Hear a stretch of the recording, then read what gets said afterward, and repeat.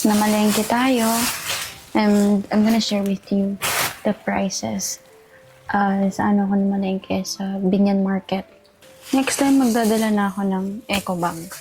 Kasi biglaan lang din talaga yung padaan namin. So, hindi na ako nakapagdala ng anything. Ito ay papaya.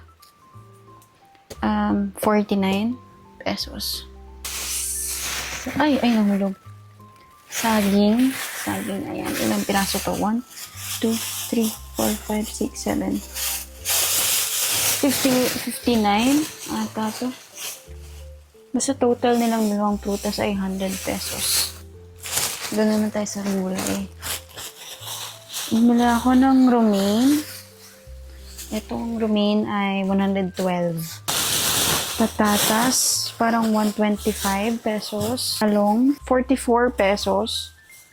5 piraso. Kalamansi, I think nasa 50 pesos ata to. Ganyan kadami. Tapos, dahon ng sili. Again, yung prutas, parehas yun. Yung saging at saka yung papaya. 100 pesos. Romaine, 112. Kalamansi, 50 pesos. Patatas, 125. Talong, 50 pesos. Sili. Ayan, ano pa bang kulang ko? Ayan. Sa total natin ay 462 pesos. Sa 462 pesos natin, meron na tayong pang sahog sa ating ulam. So, ayun.